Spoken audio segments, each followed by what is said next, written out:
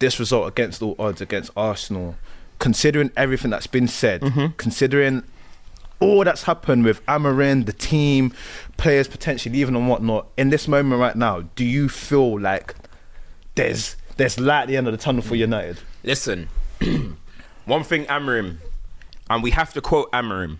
When Amorim came in, he said, I want to make these guys a team. That's all he said. He said, the most important thing is I make these guys a team. That's it. The last 2 performances, I have seen a team, people fighting for each other. You know what I mean? People putting their, bro, I don't want to exaggerate, but putting their lives on the line for it. De Ligt was throwing his body on the line. That is what every single player is putting in a shift. They're running when they have to run. They're defending. Bro, there was a time when Arsenal had a corner, albeit Arsenal are not the greatest at transition, but Martinelli was causing a little bit of threat today in transition. Every single player ran back, full-hearted, got straight back in shape. One guy that was sitting next to me even said, how did they get back so quickly? Bro, I've never heard anyone say that about Manchester United, bro. A proper team performance. And as you said, listen, you know what? I don't often say this about Man United, but that was real men out there. Real men. When was the last time you was able to say that about United, bro? I don't know. Genuinely think about it. 2005, bro. That was real men, bro. We'll talk about Bruno individually. Yeah. Ugarte sets the tone for us, bro. That guy, I'm sorry for his, it's funny because apparently he's 6 foot, but he looks a bit smaller than that. But that guy is the ultimate nuisance, bro. Did you see there was one moment where I think the guy's even on a booking? I don't even know if he's on booking. Yeah. He's running and Sterling's running off and he just barges Sterling off the pitch. Gets the fans riled up. Yeah. But bro, he's doing this stuff with the team. Every 50-50 he's there. Even if it's a 70-30, this guy is putting his body in the way, bro. Like he is the ultimate nuisance and he's setting the tone for us. Can I read this tweet from him, please? Level, I always think you need a player like that in every team. Someone who just goes out there, does the dirty work, but not just does it, willingly does it, enjoys it and thrives in it, bro. And I'm like, yo, he is... You know what? Fair enough. Let me read this tweet quickly. So he goes, when we have the ball, it's a game. And when we don't, it's a fight. Let's keep it going. Always together. That's the same talk I remember Lisandro like a year or two ago. I've always said I love those types of players. For me, I think, listen, when he came in, the issue I think was, is he the type of midfielder United need right now?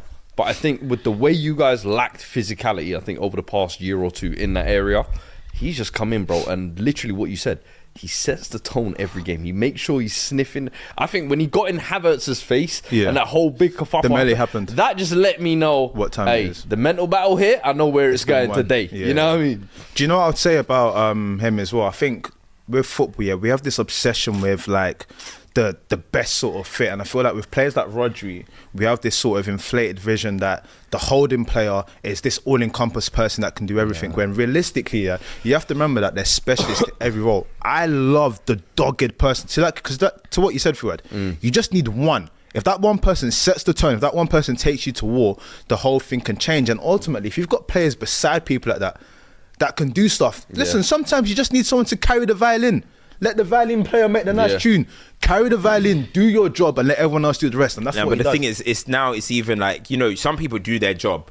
But then it's about being infectious. At the moment, he's being very, very infectious. Do you know what I mean? But listen, I don't even want to talk about future games or anything. I just want to talk about the way these guys played today. And we're going to talk about Arsenal missed chances. We'll talk about what they're lacking. But I'm telling you, the spirit that these guys put in. Again, Bruno Fernandes, back-to-back big 6 games or whatever. Brilliant performance. And it's not just about, I keep saying, it's not about his goal. It's not about this. It's brilliant finish, by the way. But it's not about his goal. It's not about his assist. It's about his performance, bro. Play. That's what I love, bro. It's about his performance. I feel like everyone, Dallo, so silly for that red card. I haven't seen the replay. Was it a foul? I haven't seen the replay. Of a bump. Was it a foul? It's silly. It's silly. No. You don't think so? You know, I never think anything's a foul, bro. Right. It's silly. It's silly, but I think it's a bit soft. I think if there's VAR, I don't think it. But the thing is, right? Even so, it's silly from him, but it's the way everyone dug deep. Listen, one thing I hate about Man United is every time we get a red card, we concede immediately. It's like, why don't we hold out for 10 minutes at least? We literally concede all the time. So I thought, oh my God, capitulation. You thought, it was going to crash. Then they get a penalty. And I'm just thinking, what more can Amorim do when your player goes and gets a bonehead red card, and then we give away a penalty, which I think was a soft pen anyway. So I think that was justice served, like Man United tweeted. Brilliant save by Bayinda, right? But it's the way everyone's stuck in, because that was basically an hour of playing with 10 men. Arsenal, they couldn't break. Yeah, they had, as I said, they had their chances, but it wasn't a wave after wave after wave. It didn't feel like that, bro. It really didn't. Their fans in the stadium were saying, we're not going to win this. We're not going to win this. We're not going to win. There was no inspiration behind it. And when I'm looking at us, right, as you said, Zirkzee came on, put in a shift. Within 15 minutes, for me, he was better than Højlund in the whole match. Yeah. Then you look at Ahmad, he came on, started a few counter-attacks, made some good passes. Collier, as you mentioned. Bro, everyone in the team were just compact and together. Lenny Yoro, come on, made some big headers from some corners as well. Mazraoui, we hadn't even mentioned him. Yeah. This guy made 3 headers from corners.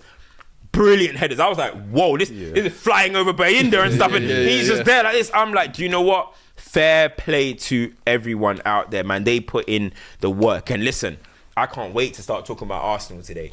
Hey, we praised gone through it. No, I was going to say, who have you drawn in the next round? Leicester, yeah. So Rude. I'm sorry, Rude. I love you, bro. Wait, where is he? No, but you get to meet him now. Before we go into Arsenal, what I wanted to say about the United performances, we often say, we can talk about skill level, like, you know, the level of the actual team, but one thing that has to be there is effort. And you've seen in the last 2 games, they've given it effort. You've seen a team where a manager, even if his full identity is not there, he can be proud of their efforts, you know, right? Yeah. And I think those are the type of games or performances that get fans back in love with the team. Like, you guys could have played swashbuckling football and got thumped, and it's kind of like, listen, what we're doing it for. But when it's spirited, dogged, and you walk away with a result, especially when you go to like an away ground and do it, it's just a different feeling. I think when you do it in cups in general, exactly. I think like fans don't really care in the cups how you really play. I think as long as they qualify and get through to the next round. And when you go to the Emirates, where, you know, Arsenal are one of the strongest teams in terms of home form, bro, right time to catch them. And listen, facts, we know where they're going next as well. So midweek, before stuff, cool, right? And what did we say, bro? We said we come to this conclusion where we went, you know what? Allow him. You know why? Because he's never going to play for us again. Yeah, that's what we said. There's no point cussing him. There's no point cussing with his Brock hamstring. No point cussing Eriksen. These men aren't part of the plan. So don't worry about Altay Bayinda because we will never see him again. Manager comes out in the press and says, playing the strongest team. But Altay's playing. I'm going, like, what's this? Do you know what that is? Bro, he can't even kick a ball.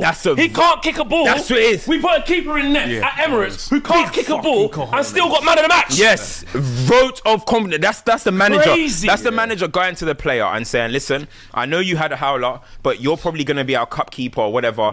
I'm installing more confidence in you. Bro, Bayinda's performance was nothing short of sensational. You know what's so mad as well? There's one guy I also want to mention if we're giving dudes flowers. Okay. Can we speak about Joshua Zirkzee? Bro. Listen, it's me. No. You talk about people who've had a hard time since coming in. And you could sometimes say rightly so. Yes. The effort, the attitude, I called him a civilian. The lack of chances scoring. Yeah. I called him a YouTuber. But today, 10 men. The hold-up play was real against guys who they're saying 1 and 2 in the world. They stopping hard. Yeah. Hey, listen. He said, come. Listen. And he showed Højlund the school of it ain't just about the tussle. Exactly. Listen. But bring your teammates in. Listen. Get about. And I was like, hey, today, as much as by in there, you may have found something. With Zirkzee, this might be the type of game where it's like, It changes. I think I may have found the rhythm. And I'm looking at it, Gravenberch last year when he was at Liverpool. Didn't have that engine, didn't look about him. This season looks renewed under a new manager. Same thing now. New gaffers come in. Scored, the fans, game like that. Go on. The fans were singing like, if Zirkzee scores, we're on the pitch. If Zirkzee scores, we're on the pitch. Bro, he put himself in. He knows whatever bad boy penalties in here, I'm taking it. And all the reports are saying like Juve can go back and be with Motta because he's struggling. He could take the easy route and say, you know what, this ain't gone. When he did that, I'm not gonna lie, I said, you know what, this guy deserves. He took the penalty. He took the penalty. He waved goodbye, and Arsenal fans can't. The Arsenal fans can't do anything because you have to leave the stadium. You have to leave. So you can't even try to rubbish him. And then went boom, boom, boom, boom, boom on his shoulder. Are you telling me? Come on, what he's saying, Griselda. I just even watched the show, bro. I need to let you know right now. I have given this man stick. I've not rated it. I thought mentality is movement. I said I'm fasting him, bro. There was a lot of things I didn't like about this guy. KG. I was dreaming that wet course, bro. Zirkzee is there making Saliba look like Aaron Pierre, bruv. Aaron Pierre, that's Mufasa. William Saliba, that's Mufasa. William Saliba, that's Mufasa.